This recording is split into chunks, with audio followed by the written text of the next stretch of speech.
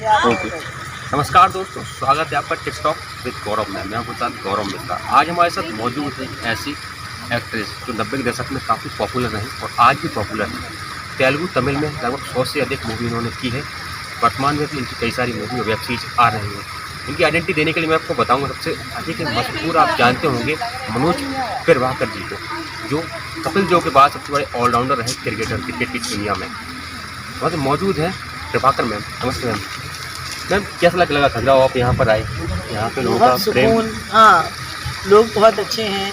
Hospitality यहाँ की तो अव्वल नंबर पे है।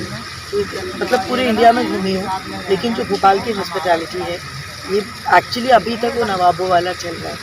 अपने गेस्ट को कैसे ध्यान रखना है, हर चीज़ का कैसे लुक आफ्टर करना है, बहुत अच्छा लगा। सफ़र कैसा रहा मैम अब तक का आपका? सफ़र मतलब शुरू से लेकर अभी तक मेरे करियर के लिए 90 में। हाँ, जब मैं 90 में आई थी।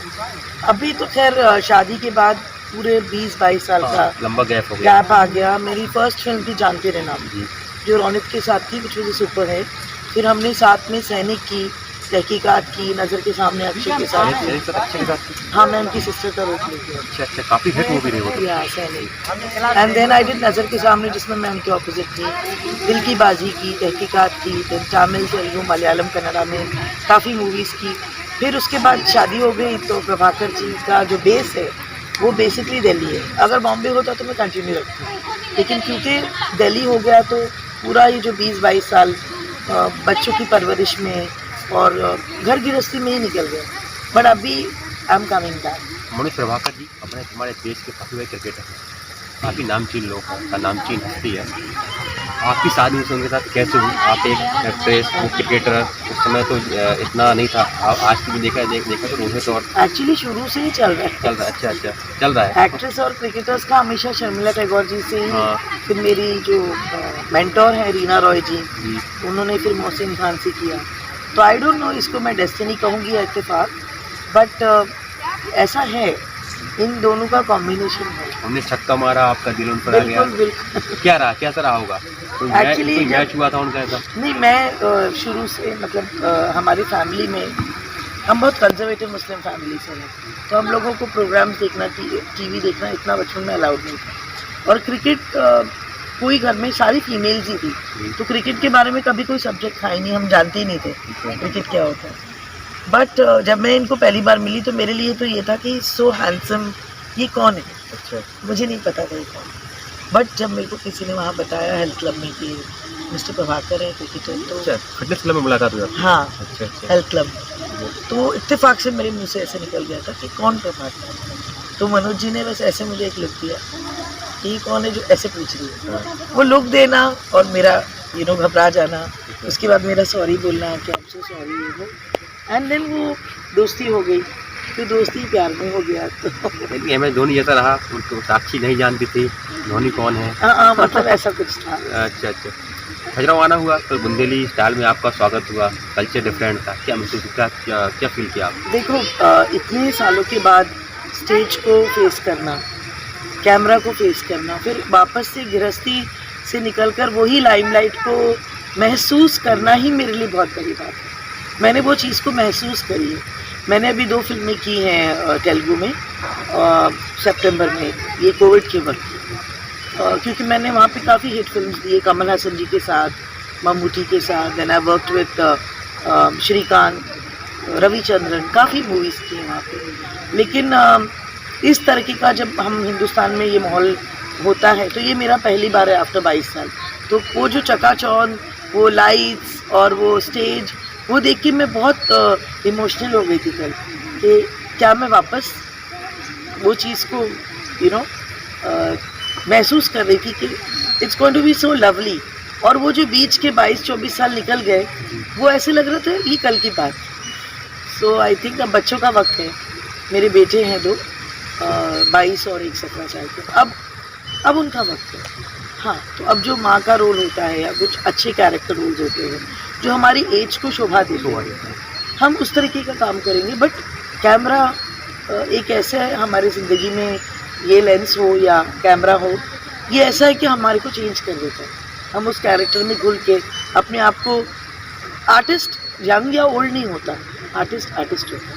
सो वो माँ का, जब मैं हीरोइन थी तभी भी मैं कैमरा के सामने वही चीज़ें करती थी, आज भी मैं वही चीज़ें करूँगी। फ़र्क सिर्फ इतना हो गया है कि उस वक्त हमारी उम्र के हिसाब से रोल मिलते थे, आज इस उम्र के हिसाब से जो अच्छे कैरेक्टर रोल्स होंगे तो मैं उसे लूँगी और पूरी शिद्दत के साथ निभाऊंगी और अच्छा काम करने की कोशिश। अब सुनो कोई मूवी आने वाली, वेब सीरीज क्या रहा है? मैंने विनुता की दामिनी साइन की है। हाँ, ये एक वेब सीरीज़ है जो राहुल रॉय जी के साथ मैंने कपल, हम पेरेंट्स प्ले कर रहे हैं। OTT होगी ये तो? हाँ जी, OTT प्लेटफॉर्म पे आएगी? हाँ। सो हम दोनों हस्बैंड वाइफ प्ले कर रहे हैं, मैं और राहुल रॉय साहब, लेकिन इत्तेफाक से अभी वो हॉस्पिटल में हैं तो हम वेट कर रहे हैं उनके ठीक होने का। And he will recover soon, हमारी दुआएं हैं उनके साथ। तो जैसे ही वो ठीक होके आते हैं, जैन-फेब में हम शूट करने वाले हैं दामिनी इस वेब सीरीज़ का। सैनिक में आपने अक्षय कुमार, सुपरस्टार अक्षय कुमार के साथ रोल किया, आप सिस्टर बनी उनके साथ रोल प्ले करने का, काम करने का मौका आपको मिला। आप भी काफ़ी बड़ी मशहूर कलाकार रही उस समय और आज भी है, उस समय क्या आपका रहा, तब आपने कितना अंतर अक्षर में आया है? अक्की के बारे में तो ये कहूँगी कि वो बहुत ही लाजवाब इंसान है और उस वक्त जो मैं उनको जानती हूँ, बहुत ही डिसिप्लिन इंसान, शूट पर टाइम पर आना। उनका टिफ़िन हम खोल के देखते थे तो उसमें 4 सब्ज़ी बॉइल्ड होती थी, वक्त पे सोना। आई थिंक अगर हर न्यू कॉमर या हम अपने बच्चों को भी उनका मिसाल देते हैं, क्योंकि मेरे हस्बैंड भी बहुत डिसिप्लिन है, तो मुझे मेरे बच्चों को बोलना पड़ता है कि पापा क्रिकेटर हैं लेकिन उनकी शख्सियत ही बहुत डिसिप्लिन है। वो अभी भी वो बहुत डिसिप्लिन तरीके से उठना 5 बजे। तो अक्की का मैं अगर देखूं तो मेरे घर में ही एक रोल मॉडल है, सो डिसिप्लिन। तो अक्की जैसा को स्टार तो मैंने काम नहीं किया अभी तक। बहुत ही बेहतरीन इंसान, बहुत ही बेहतरीन को स्टार, और उनका जो डिसिप्लिन है वो तो लाजवाब। आपका आना हुआ खजुराहो, बुंदेलखंड की धरती पर, इस पर्यटन नगरी खजुराहो है, इस पर क्या कहेंगे? मंदिरों को निहारा होगा, आपने देखा होगा? हाँ, अभी तक मौका नहीं मिला है देखने का, लेकिन मैं अपने हस्बैंड के साथ 20 साल पहले खजुराहो आई। आ चुकी हैं? आ चुकी है। अच्छा, ये मेरा पहला ट्रिप नहीं है, तब हमने घूमे थे 20-22 साल पहले, मनोज जी के साथ में आई थी। और ऐसे मतलब मैं मंदिरों को देखती रहती थी कि क्या ये सच है, कैसे बनाया होगा। आर्ट मतलब 500 साल पहले या पता नहीं कितना पुराना है, लेकिन ये जो आर्ट है अब नहीं हो सकता। This is one of a kind. ये जो खजुराहो के टेम्पल्स हैं, जो दूर दूर देशों से लोग आते हैं देखने के लिए, इसलिए नहीं आते क्योंकि ये एक सेक्स सिंबल पोजेज हैं, ये तो बुक्स में भी हम देख सकते हैं, बट इसकी जो आर्ट है, कैसे बनाया होगा, एक एक चीज़ पे कैसे काम किया होगा, दिस इज़ अनबिलीवेबल। मतलब बहुत ही लाजवाब, ब्यूटीफुल। मंदिर तो अभी घूमे नहीं आपने खजुराहो आके, क्योंकि 20 साल में काफ़ी अंतर आ गया। हाँ, अभी मुझे हो गया है खजुराहो में, तब अब में खजुराहो बहुत अच्छा डिफरेंट आ गया है। तो अभी आपका आना हुआ, जिस बाय कार से आप आए हैं भोपाल से, तो क्या कैसा, कितना डिफरेंट लगा आपको यहाँ में आने में? काफ़ी बदलाव हुआ? बाय कार नहीं आई थी 20 साल पहले, तो हम फ्लाइट से। अभी क्या बोला? अभी तो ऐसे फ्लाइट बंद नहीं है? फ्लाइट बंद है, लेकिन जिस तरह के रोड्स वगैरह से हम आए तो हमें ऐसा लग रहा था थोड़ा थोड़ा पार्ट ऑफ जयपुर है, राजस्थान की फील आ रही थी। यू नो, पहाड़ एक तरफ, रोड्स अच्छे थे एंड इट वाज नाइस। डर नहीं लग रहा था क्योंकि हम 8 घंटे का सफ़र करके आए हैं। सो एक दहशत होती है अगर हम दूसरे पार्ट ऑफ द इंडिया जाते, जैसे दिल्ली से अगर हमें यूपी साइड जाना हो तो हम कभी रिस्क नहीं लेते, रात के वक्त निकलना। हम 3 लेडीज़ एक कार में थी, फिर दूसरी गाड़ी में भी और लोग थे, महसूस डर का नहीं था, बहुत ही रिलैक्स्ड था, अच्छा था। बॉलीवुड में कितना अंतर आया 90 के दशक से लेके आज का समय आ गया, कई सारी एक्ट्रेस नहीं आ गई, कितना अंतर आया? तब की अदाकारा अलग थी, आज अलग है, कितना डिफरेंट देखते हैं आप? बहुत चेंजेस हैं। मतलब हमारे ज़माने का मतलब उससे भी पहले बहुत सिंपल था। हमारे टाइम पे भी हम काम करते थे, मिक्स अराउंड होते थे, पार्टियां करने जाते थे, शूट के बाद you know we had the energy level to दूसरी मूवी की शूट कर लो। अब ये फ़र्क आ गया है कि एक आर्टिस्ट को एक ही टाइम पे एक काम दिया जाए, तो उसकी पूरी कंसंट्रेशन उसी रोल में होती है, उसी काम में होती है। ये नहीं है कि आज मैंने दोपहर में ये रोल किया तो अब शाम को जाके मेरा कैरेक्टर कुछ और है।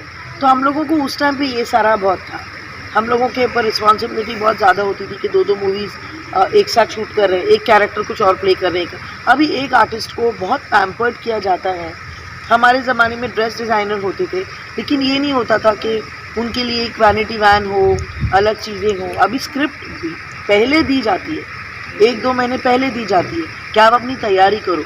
तो दैट वे बहुत ज़्यादा, और ये फ़र्क बहुत अच्छे के लिए आया है।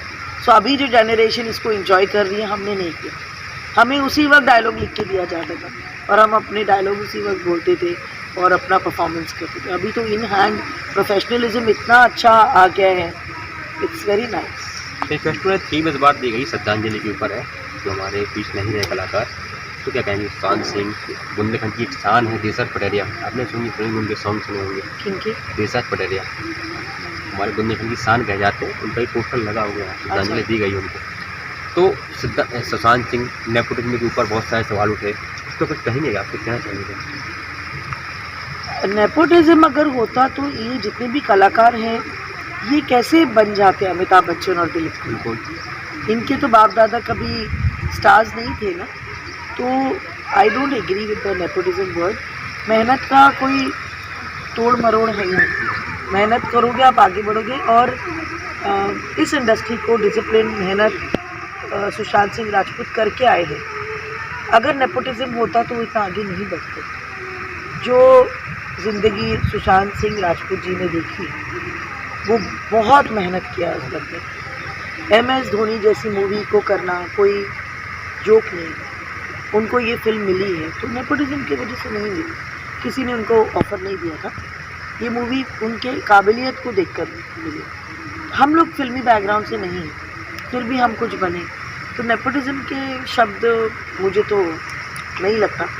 अब अगर आप मुझे एक चीज़ बताएं, मेरे हस्बैंड क्रिकेटर हैं, अगर मेरे बच्चों का इंटरेस्ट क्रिकेट में होता तो वो सपोर्ट करते ना। अब हम इसको नेपोटिज्म कैसे कह सकते?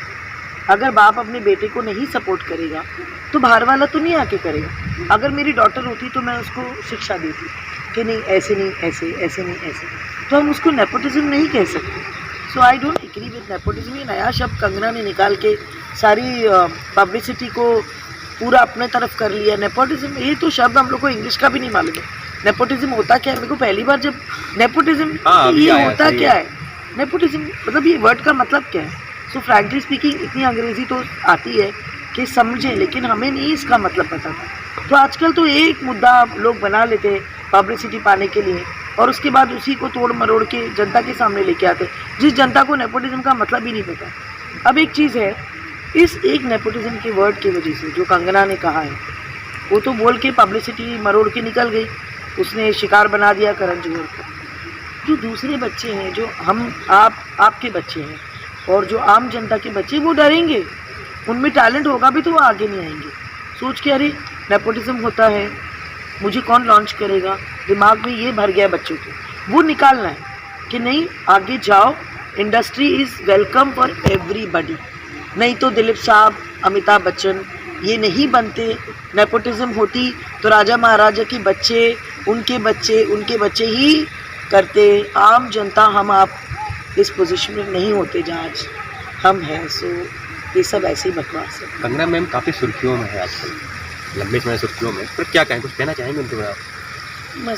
मतलब फ्रैंकली स्पीकिंग, ये कुछ भी बात निकाल कर मैं बहुत स्पष्ट बोलती हूँ। इसीलिए जब 90 के दशक में भी मैं बहुत बदनाम थी कि ये बहुत फ्रैंकली बात करती है, लेकिन मेरी कोई रिश्तेदार नहीं है वो।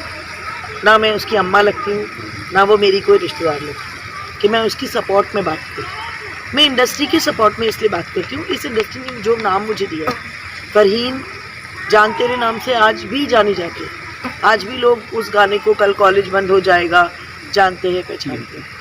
मेरी पहचान मुझसे है, मेरी मेहनत से। कंट्रोवर्सी करना या किसी के ऊपर कीचड़ उछाल कर, आजकल मीडिया इतना हाइप हो गया है कि आप थोड़ा सा भी बोलते हो तो इतना, ये सब पब्लिसिटी स्टंट है।